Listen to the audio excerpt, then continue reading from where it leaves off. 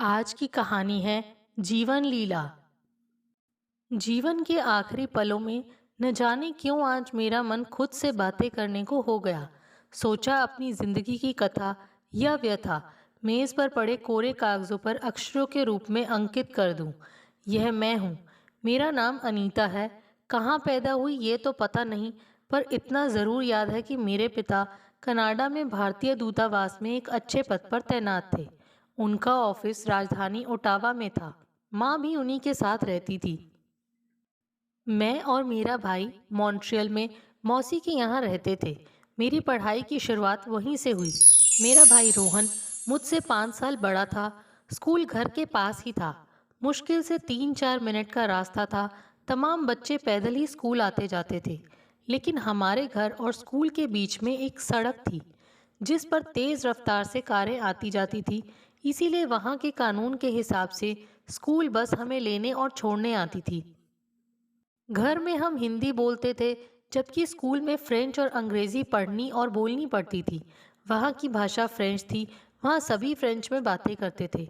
दुकान के sign board, सड़कों के नाम सब कुछ फ्रेंच में थे। जबकि मुझे फ्रेंच से बड़ी चिढ़ थी। स्कूल की कोई यूनिफॉर्म नहीं थी, फीस भी नहीं। किताब कॉपियाँ सब फ्री में मिलती थी। सर्दी में सभी लड़कियाँ छोटे छोटे कपड़े पहनती थी। हम भारतीयों को ये बड़ा अजीब लगता था। बचपन के लगभग 10 साल वहीं बीते। मॉन्ट्रियल के बारे में सुना था कि वहाँ बहुत बड़ा पहाड़ था जिसे माउंट रॉयल कहते हैं। बोलते बोलते वह माउंट रॉयल मॉन्ट्रियल बन गया। ऊंचे पहाड़ से बहते झरने की तरह मेरी जीवन धारा भी कल कल करती, कभी हिलोरे भरती, कभी गहरी झील की गहराई सी समेटे आगे बढ़ रही थी। वह मधुरिम समय आज भी मेरे जीवन की जमा पूंजी है। मैं थोड़ा बड़ी हो गई। भारतीय परंपराओं के बंधनों से मेरा परिचय कराया जाने लगा। लड़कियां मित्र हो सकती हैं, लड़के नहीं। स्कूल सीमा के बाहर किसी लड़के से ना बोलना, ना घूमना। पिता नए जमाने के साथ चलने के पक्षधर थे, पर मौसी ने जो बचपन में सिखाया था उसे तब तक भूली नहीं थी। वह उस परंपरा को आगे भी जारी रखने के लिए दृढ़ संकल्प थी। मैं स्कर्ट नहीं पहन सकती थी, कमीज भी पूरी बाहों की, जिसे गले तक बंद करना पड़ता था। भले ही स्कूल में दूसरे बच्चों के बीच हंसी का पात्र बनूं, लेकिन मौसी से कुछ कहने की हिम्मत नहीं थी। मैं 10वीं में पढ़ रही थी, तभी अचानक पिताजी का तबादला हो गया। हम अपने देश भारत आ गए। रहने को दिल्ली के आर के पुरम में सरकारी मकान मिला। वह काफ़ी खुला इलाका था। माँ बहुत खुश थी, क्योंकि उन्हें चांदनी चौक के पुराने कटरों की तंग गलियों वाले अपने पुश्तैनी मकान में नहीं जाना पड़ा था। दिल्ली के स्कूलों में दाखिला कोई आसान काम नहीं था, पर पिताजी की सरकारी नौकरी और तबादले का मामला था, इसीलिए घर के पास ही सर्वोदय स्कूल में दाखिला मिल गया। 12वीं की परीक्षा मैंने अच्छे नंबरों से पास की, जिससे दिल्ली विश्वविद्यालय में बीए में एडमिशन में कोई परेशानी नहीं हुई। इंग्लिश ऑनर्स से बीए करके मैं युवावस्था की दहलीज तक पहुंच गई। माँ बीमार रहने लगी थी। भाई रोहन डॉक्टरी की ऊंची शिक्षा के लिए लंदन चले गए। जैसा कि भारतीय हिंदू परिवारों में होता है, उसी तरह घर में मेरी शादी की चिंता होने लगी। मेरे पिताजी के एक बड़े पुराने मित्र थे, सुंदरदास अरोड़ा। वे ग्रेटर कैलाश में एक कोठी में रहते थे। कनाडा से आने के बाद हम अक्सर उनके यहाँ आया जाया करते थे। एक दिन उन्होंने मेरे पिताजी से कहा, हम दोनों अच्छे मित्र हैं, हमारे परिवार एक दूसरे को अच्छी तरह से जानते हैं। क्यों ना हम इस दोस्ती को रिश्तेदारी में बदल दें। मैं चाहता हूँ कि डॉक्टर वरुण की शादी अनीता से कर दी जाए। वरुण उन दिनों अमेरिका में रह रहा था। वह वहीं अपनी क्लिनिक चलाता था। उन्होंने डॉक्टर वरुण को बुला लिया। उसने मुझे पसंद कर लिया। मेरी पसंद नापसंद के कोई मायने नहीं थे। बात आगे बढ़ी और मैं मिस अनीता मेहरा से मिसेस अनीता अरोड़ा हो गई। शादी के बाद मैं वरुण के साथ अमेरिका के कैलिफोर्निया में रहने लगी। 1 साल में ही मैं एक बेटे की माँ बन गई। बेटे का नाम रखा गया रोहित। वक्त के साथ रोहित 3 साल का हो गया और स्कूल जाने लगा। पति ने उसकी देखभाल के लिए एक आया रख ली थी। इसी बीच दिल्ली में मेरी सास सुमित्रा जी के गंभीर रूप से बीमार होने की सूचना मिली। वरुण ने कहा, रोहित को आया संभाल लेगी, इसलिए मैं सास की देखभाल के लिए दिल्ली चली जाऊं।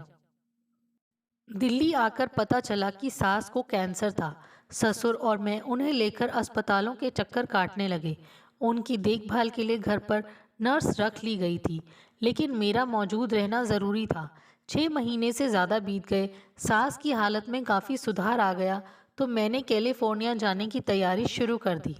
शुरू शुरू में वरुण लगभग रोज़ ही फ़ोन करके माँ का हालचाल पूछता रहा। मैं भी अक्सर फ़ोन करके रोहित के बारे में जानकारी लेती रहती थी, लेकिन अचानक वरुण के फ़ोन आने बंद हो गए। मैं फ़ोन करती तो उधर से फ़ोन नहीं उठता। मुझे चिंता होने लगी। वरुण से बात किए बगैर वहाँ कैसे जा सकती थी? जब वरुण से बात नहीं हो सकी, तो मेरे ससुर ने अपने दूर के किसी रिश्तेदार से वरुण के बारे में पता करने को कहा। उन्होंने पता करके बताया कि वरुण किसी डॉक्टर मारिया से शादी करके नाइजीरिया चला गया है। उसके बाद वरुण का कुछ पता नहीं चला। हम सभी हैरान रह गए। रोहित के बारे में पता करने मैं कैलिफोर्निया गई, पर उसके बारे में किसी को कुछ पता नहीं था, न परिचितों को, न आस पड़ोस वालों को। मैं अकेली होटलों में कितने दिन रुक सकती थी, थक हार कर लौट आई। मेरे ससुर और पिता की तमाम कोशिशों के बाद भी वरुण का पता न चला, न रोहित का। एक गहरा घाव भीतर ही भीतर रिश्ता रहा। कुछ दिन बीते थे कि मेरे माता पिता की एक सड़क हादसे में मौत हो गई। भाई रोहन एक अंग्रेज महिला से शादी करके लंदन में बस गया था।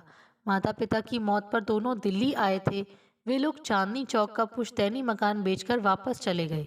मुझे सांत्वना देने के सिवाय और वे कर भी क्या सकते थे। ग्रेटर कैलाश की उस विशाल कोठी में मेरे दिन गुजरने लगे। समय बिताने और मानसिक तनाव से बचने के लिए मैं एक स्कूल में पढ़ाने लगी थी। स्कूल से घर लौटती तो मेरे सास ससुर दरवाजे पर मेरी बाट जोहते मिलते। उन्होंने मुझे माँ बाप से कम प्यार दुलार नहीं दिया। मेरे ससुर की उदास आंखें सदा मेरे चेहरे पर कुछ खोजती रहती। वह अक्सर कहते, मैं तुम्हारे पिता और तुम्हारा अपराधी हूँ। मेरे बेटे ने मेरे हाथों न जाने किस जन्म का पाप करवाया है। सास भी अक्सर अपनी कोख को कोसती रहती। मेरे बेटे ने जघन्य पाप किया है। इतनी सुंदर पत्नी के रहते उसने बिना बताए दूसरी शादी कर ली। मेरे पोते को भी ले गया। जिंदा भी होता तो मैं कभी उसका मुंह ना देखूं। पोते का ध्यान आते ही उनकी आंखों में एक चमक सी आ जाती, पर वह मेरी तरह पत्थर के दिल वाली नहीं थी। कुछ ही दिनों में चल बसी। मेरे ससुर ने भी चारपाई पकड़ ली। 6-7 महीने बीते होंगे कि एक दिन उन्होंने पास बैठाकर कहा, बेटा, तुमसे एक खास बात करनी है। मैंने अपने छोटे बेटे अरुण से बात कर ली है। मैं तुम्हारे नाम मकान की वसीयत करना चाहता था। उसे इसमें कोई एतराज़ नहीं है, लेकिन उसका कहना है कि वसीयत में कभी कभी परेशानियां खड़ी हो जाती हैं, खासकर ऐसे मामलों में जब दूसरे वारिस कहीं दूर देश में रह रहे हों। उसकी राय है कि वसीयत के बजाय यह संपत्ति अभी तुम्हारे नाम कर दूं।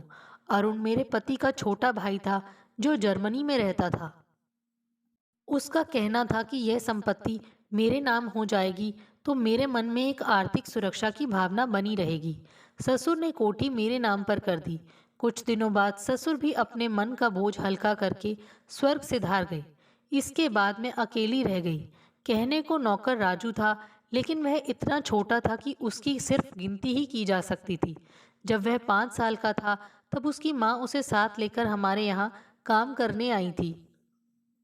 उसकी माँ की मौत हो गई तो राजू मेरे यहाँ ही रहने लगा था। कुछ दिनों तक वह स्कूल भी गया था, लेकिन पढ़ाई में उसका मन नहीं लगा तो उसने स्कूल जाना बंद कर दिया। इसके बाद मैंने ही उसे हिंदी पढ़ना लिखना सिखा दिया था। जिंदगी का एक एक दिन बीतने लगा, लेकिन अकेलेपन से डर जरूर लगता था। ससुर जी की मौत पर देवर अरुण जर्मनी से आया था। मेरे अकेले हो जाने की चिंता उसे भी थी। इसी वजह से कुछ दिनों बाद उसने फ़ोन करके कहा था कि उसके एक मित्र के पिता सरदार नानक सिंह अपनी पत्नी के साथ दिल्ली रहने आ रहे हैं। अगर मुझे आपत्ति ना हो तो मकान का निचला हिस्सा उन्हें किराए पर दे दूं। वह सज्जन पुरुष हैं। उनके रहने से हमें सुरक्षा भी मिलती रहेगी और कुछ आमदनी भी हो जाएगी। मुझे क्या आपत्ति होती। मैं मकान के ऊपर वाले हिस्से में रहती थी। नीचे का हिस्सा खाली पड़ा था, इसलिए मैंने नीचे वाला हिस्सा किराए पर दे दिया। सचमुच वह बहुत सज्जन पुरुष थे। अब मैं नानक सिंह की छत्र छाया में रहने लगी। जितना स्नेह और अपनापन मुझे नानक सिंह जी से मिला, शायद इतना पिताजी से भी नहीं मिला था। पति पत्नी अपने लंबे जीवन काल के अनुभवों से मेरा परिचय कराते रहते थे। मैं मंत्रमुग्ध उन्हें निहारती रहती और अपनी टीस भरी स्मृतियों को उनके स्नेह भरे आवरण के नीचे ढांप कर रख लेती। समय बीतता रहा। हमेशा की तरह उस रविवार की छुट्टी को भी वे मेरे पास आ बैठे। इधर उधर की थोड़ी बातें करने के बाद नानक सिंह जी ने कहा, आज तुमसे एक खास बात करना चाहता हूँ। मेरा बेटा जर्मनी से यहाँ आकर रहने के लिए कह रहा है।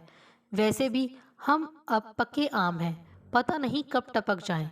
बस एक ही बात दिमाग में घूमती रहती है, तुम्हें बेटी माना है, इसलिए अब तुम्हें अकेली नहीं छोड़ सकते। इतने बड़े मकान में अकेली, और वह भी यहाँ की लाचार कानून व्यवस्था के बीच। इसी उधेड़बुन में मैं कई दिनों से जूझ रहा हूँ। पल भर रुक कर वह आगे बोले, अपने काम से मैं अक्सर स्टेट बैंक जाया करता हूँ। वहाँ के मैनेजर प्रेम कुमार से मेरी गहरी दोस्ती हो गई है। एक दिन बातों बातों में पता चला कि उनकी पत्नी का स्वर्गवास हो गया है। उसके बाद से उन्हें अकेलापन बहुत खल रहा है। कहने को उनके 3 बच्चे हैं, लेकिन सब अपने अपने में मस्त हैं। बड़ी बेटी अपने पति के साथ जापान में रहती है।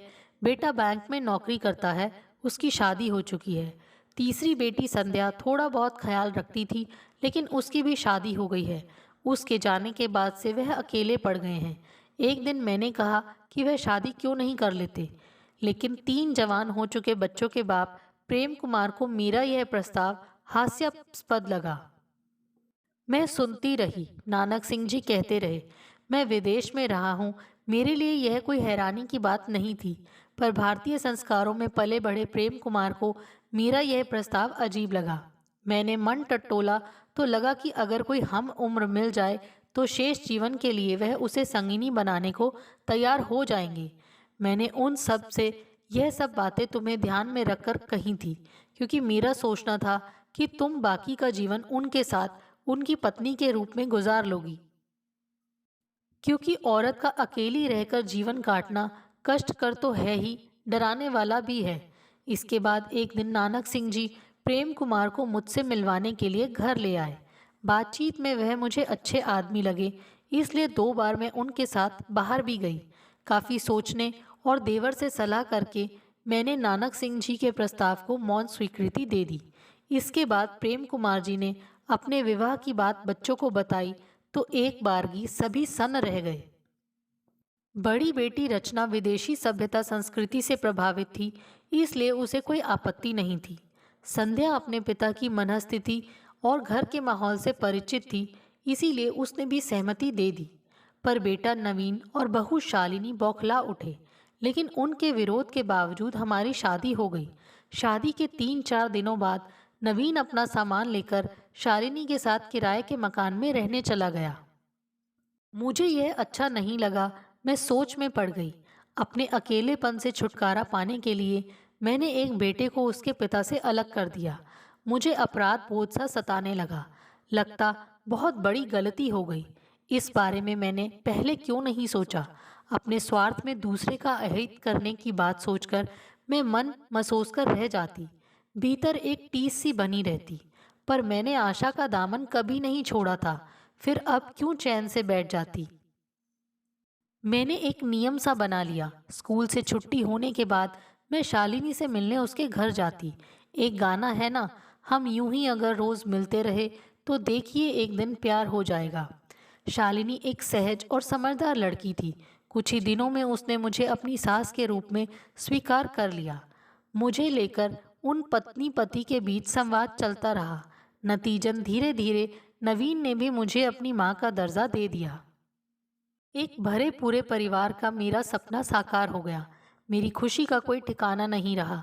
प्रेम कुमार जी के रिश्तेदारों की कानाफूसी से मुझे पता चला कि इतना अपनापन तो प्रेम कुमार जी की पहली पत्नी भी नहीं निभा पाई जितना मैंने निभाया है। मैं आत्मविभोर हो उठी।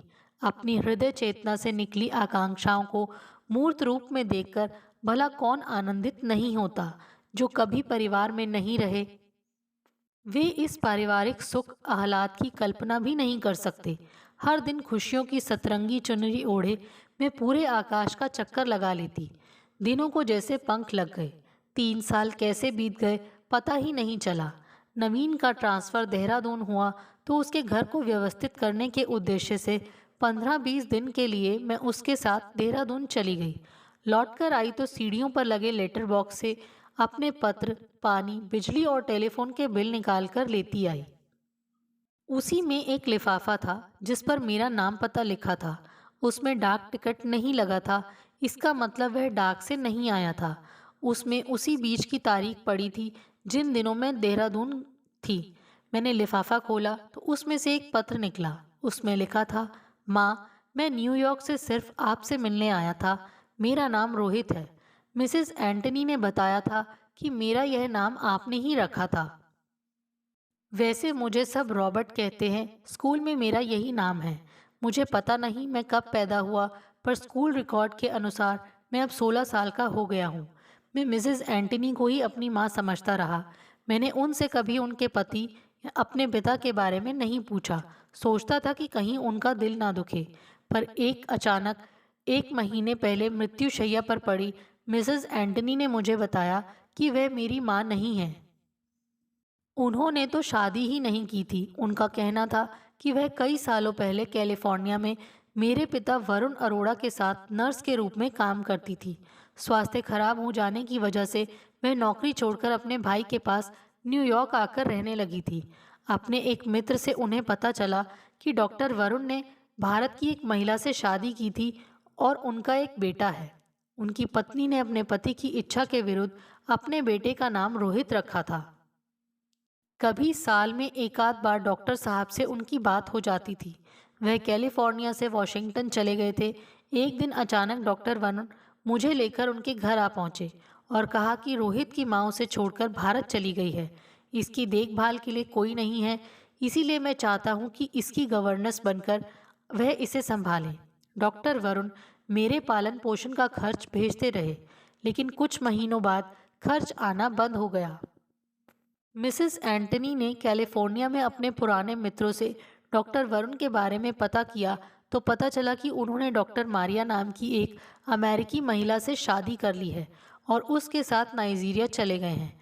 डॉक्टर वरुण और मेरी भारतीय माँ का पता लगाने की उन्होंने बहुत कोशिश की, लेकिन कुछ पता नहीं चला। थक हार कर वह मुझे अपना बेटा मानकर मेरा पालन पोषण करने लगी। पर मरने से पहले उनका यह रहस्योद्घाटन मेरे लिए एक बड़ी पहेली बन गया। मेरे पिता हैं तो कहाँ हैं, मेरी माँ भारत में है तो कहाँ है। दिन रात मैं इसी उधेड़बुन में पड़ा रहता। मेरी पढ़ाई छूट रही थी। मैं मिसेस एंटनी के पुराने सामान को खंगालता रहा। अचानक उनके भाई डेविड के साथ उनके पत्राचार में एक जगह लिखा मिला कि जर्मनी में कोई सरदार नानक सिंह हैं जो मेरी भारतीय माँ के बारे में जानते हैं। बस मैंने उन्हें खोज निकाला और आपका पता पा लिया। अब समस्या थी कि भारत में आपसे कैसे संपर्क करूं। तभी मेरे एक मित्र स्टीफन के बड़े भाई की शादी दिल्ली में तय हो गई। वे लोग 1 सप्ताह के लिए दिल्ली आ रहे थे। मेरे अनुरोध पर वे 1 सप्ताह के लिए मुझे अपने साथ दिल्ली ले आए। मैं पहले ही दिन से आपके घर के चक्कर लगाने लगा, पर वहाँ ताला लगा था। पड़ोसियों से पता चला कि आप किसी दूसरे शहर देहरादून गई हैं। 15-20 दिनों में लौटेंगी। मैं इतने दिनों तक नहीं रुक सकता था। मेरे लिए दिल्ली और यहाँ के लोग बिल्कुल अजनबी थे। मुझे कल अपने मित्र के परिवार के साथ न्यूयॉर्क जाना है। अपने भीतर एक गहरी पीड़ा लिए मैं वापस जा रहा हूँ, लेकिन आशा की डोर थामे हुए। नीचे मेरा पता और फ़ोन नंबर लिखा है। मेरे मित्र का फ़ोन नंबर और पता भी लिखा है। आप मेरा यह पत्र पढ़ते ही मुझे फ़ोन करना। अब दुनिया में सिवाय आपके मेरा कोई नहीं है। आशा है आपसे जल्दी ही मिल पाऊंगा। आपका रोहित। पत्र पढ़ते ही मेरा चेहरा बदरंग हो गया। सहमी और अधमरी सी हो गई मैं। मेरे भीतर का गहरा घाव फिर हरा हो गया। मैं कैसी माँ हूँ, अपने ही बेटे को भूल गई। बेटा तड़प रहा है और मैं। मेरे प्रति प्रेम कुमार जी ने मेरा अवाक चेहरा देखा तो मेरे हाथ से पत्र लेकर एक सांस में पड़ गए। उन्होंने कहा, इतनी बड़ी खुशी, चलो अभी फ़ोन करो। मोबाइल इंटरनेट का ज़माना नहीं था। एसटीडी पर फ़ोन बुक किया। कई घंटे बाद फ़ोन मिला। घंटी बजती रही, किसी ने फ़ोन नहीं उठाया। समय काटे नहीं कट रहा था। हमने रोहित के मित्र स्टीफन को फ़ोन बुक किया। फ़ोन मिला, पर जो सुनने को मिला, लगा जैसे किसी ने विषैला तीर सीधा मेरे सीने में उतार दिया है। उसने बताया, रोहित ने 1 सप्ताह पहले आत्महत्या कर ली थी। मरने से पहले उसने अपनी स्कूल की कॉपी के आखिरी पन्ने पर लिखा था, मेरा इस दुनिया में कोई नहीं। काश मिसेस एंटनी मरने से पहले मुझे यह ना बताती कि वह मेरी माँ नहीं है। मैं अन्य अनाथ बच्चों की तरह मन महसूस कर रह जाता। पर माँ बाप के होते हुए भी मैं अनाथ हूँ। पिता का तो पता नहीं, उन्होंने दूसरी शादी कर ली थी। पर मेरी भारतीय माँ, वह भी मुझे भूल गई। दोनों ने मुझे बस पैदा किया और छोड़ दिया। कितने उत्साह और कितनी कोशिशों के बाद मैंने अपनी भारतीय माँ को ढूंढ निकाला था। पिछले 15 दिनों से मेरे फ़ोन की हर घंटी मुझे माँ के फ़ोन की लगती थी। सुना था कि माँ में अपने बच्चों के लिए बड़ी तड़प होती है, लेकिन मेरी माँ तो अपने में ही मस्त है। क्या माँ ऐसी ही होती है? जब मेरा कोई नहीं है तो मैं किसके लिए जीऊँ? हर एक का कोई बाप, माँ, भाई, बहन है। मेरा कोई नहीं है तो मैं क्या हूँ? बस अब और नहीं, बस। फोन पर जो सुनाई दिया, मैं जड़वत सुनती रही। फिर क्या हुआ पता नहीं, मैंने बिस्तर पकड़ लिया। 3-4 महीने तक मैं बिस्तर पर मरणासन पड़ी रही। प्रेम कुमार मेरी सेवा में लगे रहे। मैं अभागी माँ सिर्फ अपने को कोसती छत की कड़ियों में 3 साल के अपने बच्चे के बड़े हुए रूप के काल्पनिक चित्र को निहारती रही। सुना था वक्त वह मरहम है जो हर घाव को भर देता है। घाव यदि गहरा हो तो निशान छोड़ जाता है। पर मेरा घाव तो फिर से हरा हो गया। मन करता मैं भी आत्महत्या कर लूं, पर आत्महत्या के लिए बड़ी हिम्मत चाहिए। यह कायरों का काम नहीं है। कहते हैं कि जब मनुष्य जन्म लेता है तो उसकी मौत तभी तय हो जाती है। पैदा होते ही मरने वालों की लाइन में लग जाती है। कब बुलावा आ जाए पता नहीं। मैं तो नहीं मरी, पर प्रेम कुमार जी चले गए। मैं फिर अकेली रह गई। अब क्या करूं? किसका आश्रय ढूंढूं? जानती थी, पर आश्रित होने से तो अच्छा है मृत्यु की आश्रित हो जाऊं। बुढ़ापे में पराश्रित होने पर तो असहनीय पीड़ा, घुटन भरा जीवन, अपमानित होने का डर, रही सही जीवन की आकांक्षाओं को डस लेता है। मैं सुबह शाम एक वृद्धा आश्रम में अपना समय बिताने लगी। जीवन का 85वां सोपान चढ़ चुकी हूँ। जब इतना कुछ सहने पर भी मैं पाषाण की तरह अडिग हूँ, तो आने वाला कल मेरा क्या बिगाड़ लेगा? कहीं पढ़ा था, चलते रहो, और मैं चल रही हूँ। अंतिम क्षण तक चलती रहूँगी। दोस्तों, आपको हमारी ये कहानी कैसे लगी? प्लीज़ कमेंट्स करके बताइए। Thanks for watching this video.